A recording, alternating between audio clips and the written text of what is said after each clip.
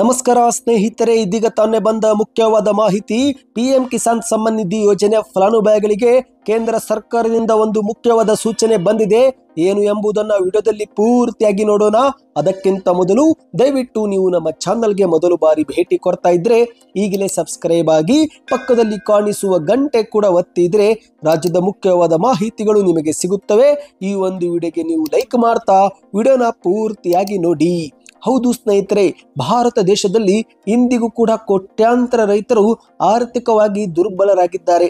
ರೈತರಿಗೆ ಕೃಷಿಯಲ್ಲಿ ಯಾವುದೇ ರೀತಿಯ ತೊಂದರೆ ಆಗದಂತೆ ಕೇಂದ್ರ ಸರ್ಕಾರ ಹಲವಾರು ಯೋಜನೆಗಳನ್ನ ಜಾರಿಗೆ ಕೂಡ ಮಾಡಿದೆ. ಹೌದು, ಕಿಸಾನ್ ಕ್ರೆಡಿಟ್ ಕಾರ್ಡ್ ಯೋಜನೆ, ಕಿಸಾನ್ ಮಾನ್ಧನ್ ಯೋಜನೆ, ಪಿಎಂ ಕಿಸಾನ್ ಸಮ್ಮಾನ್ ನಿಧಿ ಯೋಜನೆ ಸೇರಿದಂತೆ ಹಲವಾರು ಯೋಜನೆಗಳನ್ನ ಜಾರಿಗೆ ತಂದಿದೆ. ಇದರಲ್ಲಿ ಪಿಎಂ ಕಿಸಾನ್ ಸಮ್ಮಾನ್ ನಿಧಿ ಯೋಜನೆ ರೈತರಿಗೆ ಪ್ರತಿ ವರ್ಷ 6,000 ರೂಪಾಯಿ ನೀಡುವುದರ ಮೂಲಕ ಆರ್ಥಿಕ ನೆರವು ನೀಡ್ತಾ ಇದೆ. ಹೌದು, ಸರ್ಕಾರ ಪ್ರತಿ ವರ್ಷಕ್ಕೆ ಅಂದ್ರೆ 3 ಕಂತುಗಳಲ್ಲಿ 6,000 ರೂಪಾಯಿಗಳನ್ನ ರೈತರ ಖಾತೆಗೆ ಜಮಾ ಮಾಡ್ತಿದೆ. ಪ್ರತಿ ಕಂತಿನಲ್ಲಿ ಅಂದ್ರೆ 4 ತಿಂಗಳ ಅಂತರವಿರುತ್ತೆ. 4 ತಿಂಗಳಿಗೊಮ್ಮೆ 2,000 ರೂಪಾಯಿ ರೈತರ ಖಾತೆಗೆ ಜಮಾ ಮಾಡಲಾಗುತ್ತೆ. ಇನ್ನು ಕೇಂದ್ರ ಸರ್ಕಾರದ ಈ ಒಂದು ಯೋಜನೆಯ ಲಾಭವನ್ನು ದೇಶಾದ್ಯಂತ 9 ಕೋಟಿಗೂ ಅಧಿಕ ರೈತರು ಪ್ರತಿ ವರ್ಷ ಲಾಭವನ್ನ ಪಡೆದುಕೊಳ್ಳುತ್ತಿದ್ದಾರೆ.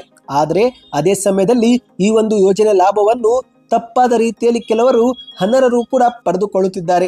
ಹೌದು, ಅದಕ್ಕಾಗಿಯೇ ಕೇಂದ್ರ ಸರ್ಕಾರ ಅಂತವರನ್ನು ಯೋಜನೆಯಿಂದ ಹೊರಗಿಡಲು ಈ KYC ಮತ್ತು ಭೂ ದಾಖಲೆ ಪರಿಶೀಲನೆಯನ್ನ ಕಡ್ಡಾಯ ಮಾಡಿದೆ. ಹೌದು ಗೆಳೆಯರೆ, ಈಗ ಬಂದಿರುವ ಮಾಹಿತಿ ಪ್ರಕಾರ ಪಿಎಂ ಕಿಸಾನ್ ಸಮ್ಮಾನ್ ನಿಧಿ ಯೋಜನೆಯ 19ನೇ ಕಂತಿನ ಹಣ ಪಡಿಬೇಕಂದ್ರೆ ಭೂಮಿಯ ದಾಖಲೆ ಮತ್ತು ಈ KYC ಪರಿಶೀಲನೆ ಮಾಡಿದ ರೈತರಿಗೆ ಮಾತ್ರ ಜಮವಾಗಲಿದೆ. ಯಾವ ರೈತರು ಭೂ ದಾಖಲೆಯನ್ನ ಪರಿಶೀಲನೆ ಮಾಡುವುದಿಲ್ಲೋ ಅಂತವರು ಈ ಒಂದು ಯೋಜನೆ ಲಾಭ ಪಡೆಯೋದಿಲ್ಲ ಎಂದು ಹೇಳಲಾಗುತ್ತಿದೆ. ಅದೇ ರೀತಿ ಈ ಒಂದು ಹಣ ಜಮಾ ಮಾಡಲು ರೈತರ ಮೊಬೈಲ್ ಸಂಖ್ಯೆಯು ಕೂಡ ಸಕ್ರಿಯವಾಗಿರಬೇಕು.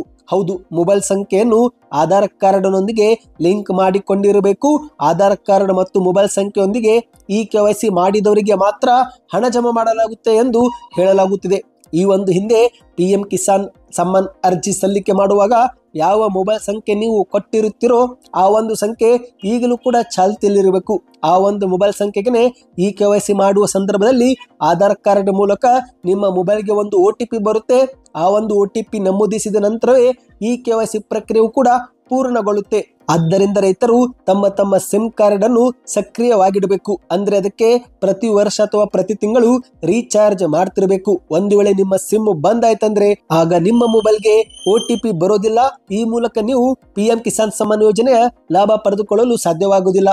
ಈ ಒಂದು ಮಾಹಿತಿ ನಿಮಗೆ ಇಷ್ಟವಾಗಿದ್ರೆ ದಯವಿಟ್ಟು ವಿಡಿಯೋಗೆ ಲೈಕ್ ಮಾಡಿ. ಈ ಒಂದು ಮಾಹಿತಿ ನಿಮ್ಮ ಎಲ್ಲ ಗೆಳೆಯರಿಗೂ ಕೂಡ ಶೇರ್ ಮಾಡಿ. ಇದೇ ರೀತಿ ಮಾಹಿತಿ ಪಡೆಯಲು ಕಮೆಂಟ್ ನಲ್ಲಿ ಪಿಎಂ ಕಿಸಾನ್ ಸಮ್ಮಾನ್ ಎಂದು ಕಮೆಂಟ್ ಮಾಡಿ.